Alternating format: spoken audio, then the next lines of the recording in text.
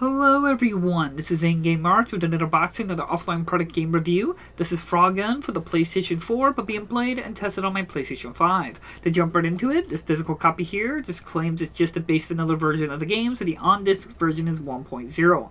Now sadly there was an update available. This update size was 340 megabytes big and will take you to version 1.03 since the time making this video. Now like always, I play all my games completely offline with an unregistered account, and sadly I cannot say my experience was flawless, but I still did manage to beat the game, and as well I was still unlocking trophies with my unregistered account. Now before we go into it, I want to point out as well that this physical copy of FROGUN for PlayStation 4 was distributed and provided through Limited Run Games, so getting a copy may not be the easiest in the future. Now this is my first time ever having interaction with the FROGUN game or series or anything like that, so I wasn't really sure what I was going to get myself into.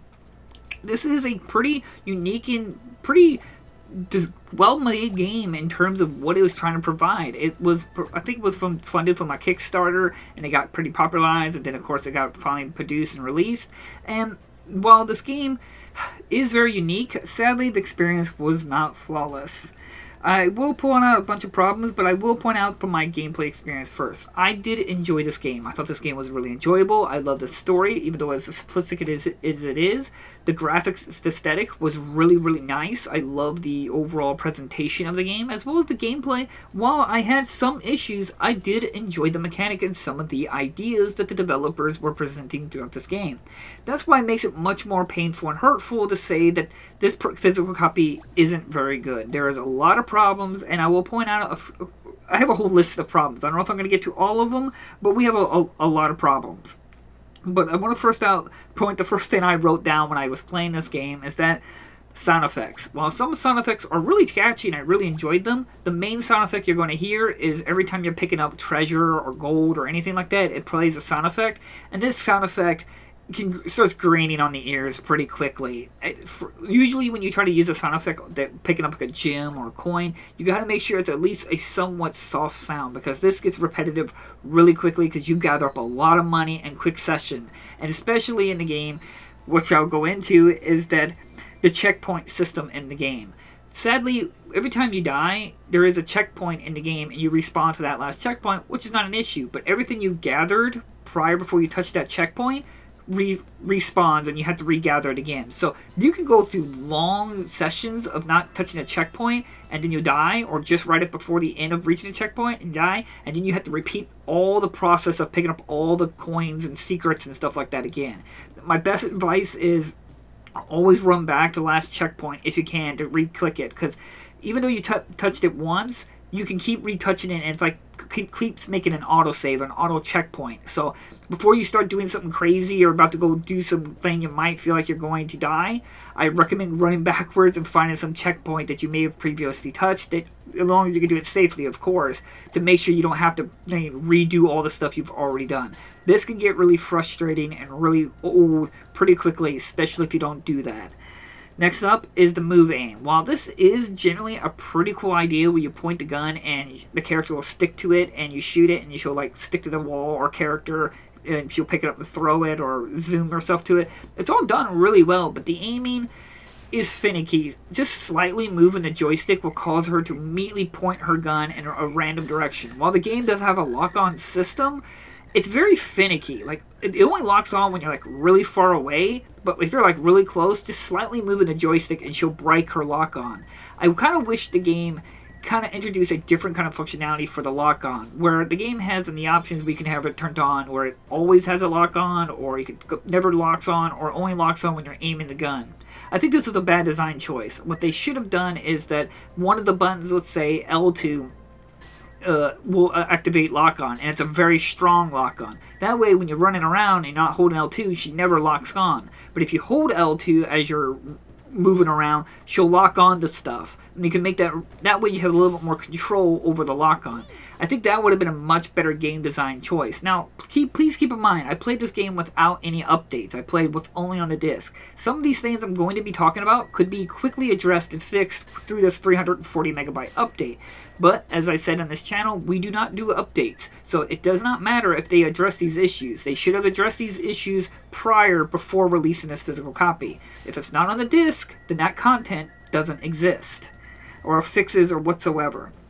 As well as that I did have 2 soft locks. One soft lock is, they're both involving the same thing. There's these holes in the level where you can drop down and it activates like a secret area, or it progresses through the level. These secret area, when you fall down these holes, there's a few times, 2 times I've had it where like I fell down the hole and it shows like the transition and moving, like the screen goes to black and it moves back to, supposed to spawn you to the new area, but instead of spawning me in a new area, it just spawned me inside the hole. And I was just running around this small little hole and I could not get out. Now, one of the soft locks, I was luckily able to just hop around and eventually it like registered. I guess I triggered the event and it allowed me to progress. But another one was a boss fight, which was frustrating because I was right at the end of the level. And I jumped on the hole and it did the same thing where it did the transition, but transitions me back into the hole and I could not get out of the hole or making the activation again. So I had to just restart the level. That was a straight up soft lock. It was very frustrating. As well as that I did have one game crash. It just happened one time throughout the randomly experience. But it was like near the end or after I beat the game. It was like near the end of the game when it finally did one crash. But it never crashed again throughout my experience. Moving on, next one, weird one is skipping text in the game. Where if you can only press X to skip text. And if you keep pressing X, she'll skip through all the text, but if you're too fast with it and you push the X button, that's the same button you shoot your gun.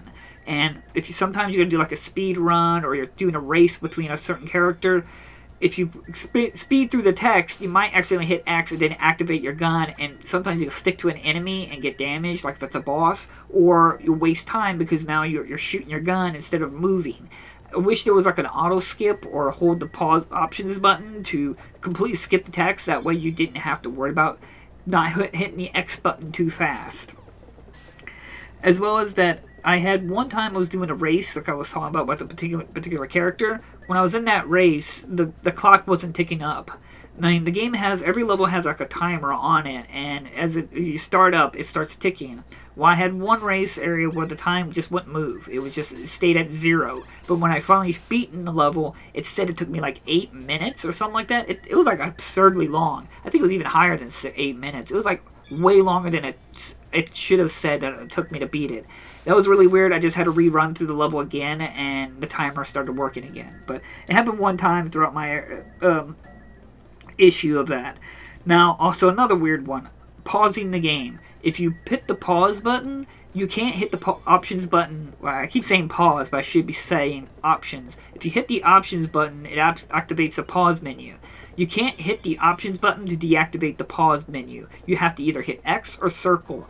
But weirdly enough, if you hit X and you hit X on continue, she'll shoot her gun right as it gets unpaused. So if you're looking at it like a wall, and if you stick that wall and it's a hole in the floor, right as you hit that pause button and then unpause it with X, she'll immediately stick to the wall and immediately fall to her death. So you have to be very careful where you're going to hit the options button.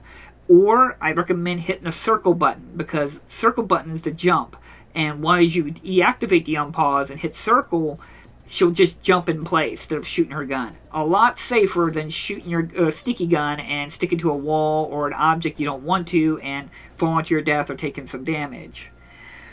Okay, next one, the third boss in the game had some platforming issue where the third boss is supposed to activate all these like things you're supposed to dodge, and then she's supposed to activate this pillar that sticks up, pushes her up in the air, and you got to climb it, and that's how you'll be able to hit her.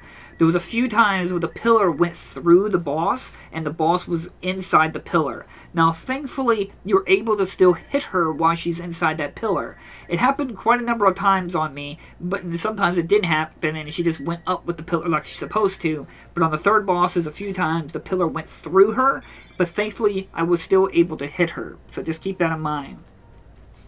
Next one is expert hidden gems.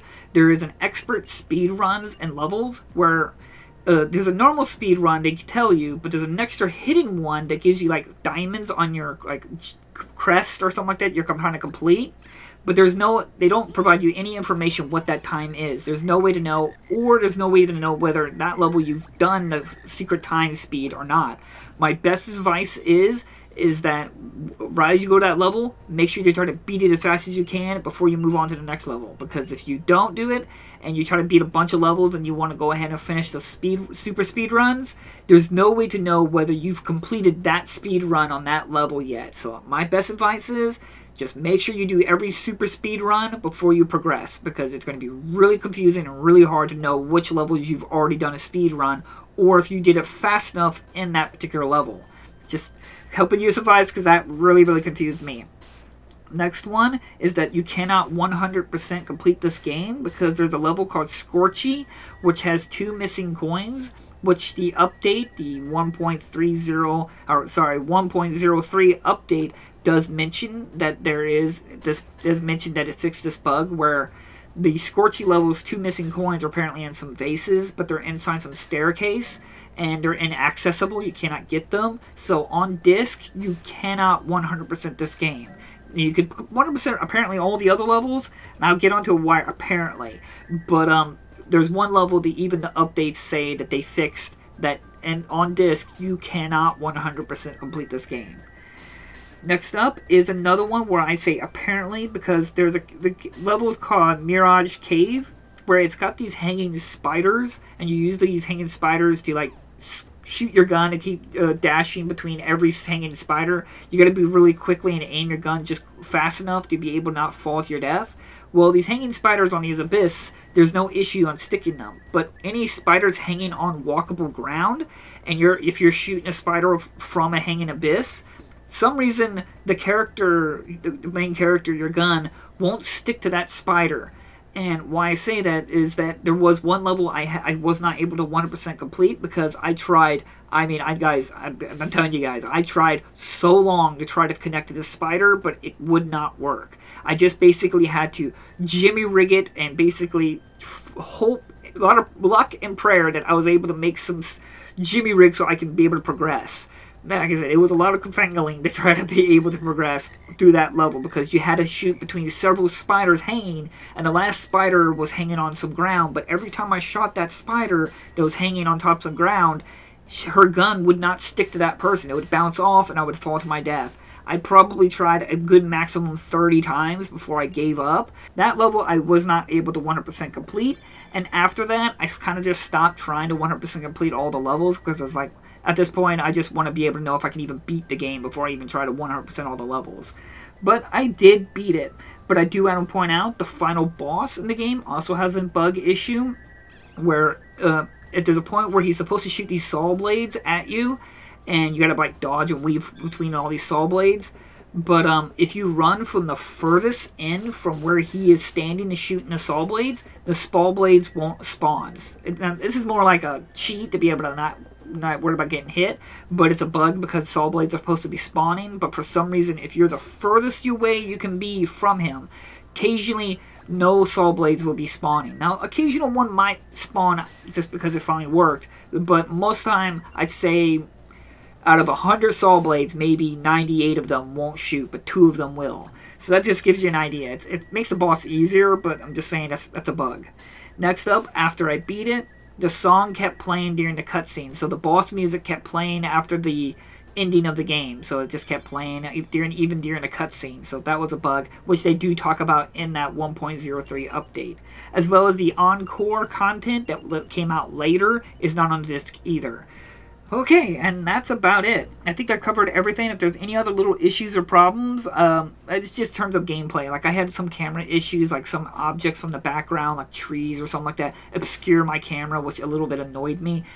Okay, that's a lot, and it was already probably getting too long because of talking all this stuff. But this is the unacceptable condition for this physical copy. You cannot 100% complete the game, but you can beat it. You do have the confangling to be able to beat it, but it is beatable, but you cannot 100% complete it. It's just disappointing and more frustrating, because I actually thoroughly enjoyed this game before these bug issues started appearing, and a lot of these little fixes probably were addressed through this 340 megabyte update.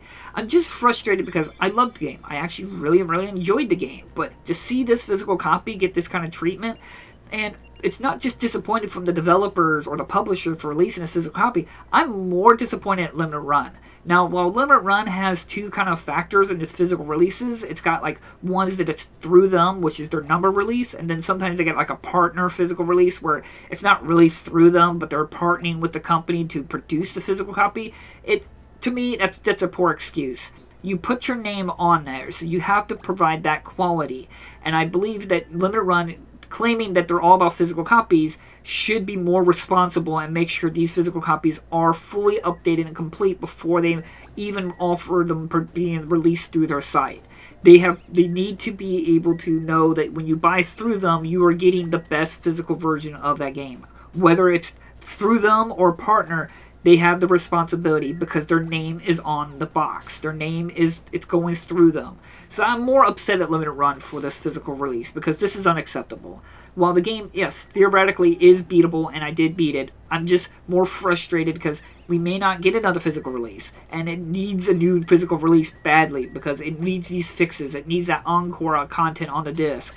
Because the game is fun. The game was enjoyable. We did play a little bit of multiplayer with my brother, and it was an interesting little multiplayer, kind of like gather up the coins as fast as you can, but I'm just frustrated because this was a really good game. I love its graphic. I like its presentation. It's got some issues and bugs, but I would love to see a sequel to it. I'm just wondering, why was it released in this state? There's no reason for this. So it's just, I want to tell people to try it out and look into it, but I don't recommend buying this physical version. Now, I did check, does it play, cover the Switch version of this FROGUN from Limited Run, and the Switch version apparently has a good same amount of issues as well. So it is very disappointing and frustrating that Limited Run allowed this physical release to be released through their site, as well as that I'm disappointed in the publisher and developer for allowing this physical version to be preserved in this kind of state, because this is unacceptable.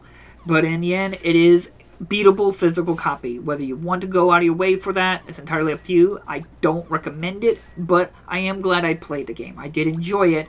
I just wish we can maybe eventually get a better physical copy down the road. So again, thank you all so much for watching. I will provide links down in the description if you're interested in a copy, and I'll see you guys next unboxing video. Bye-bye!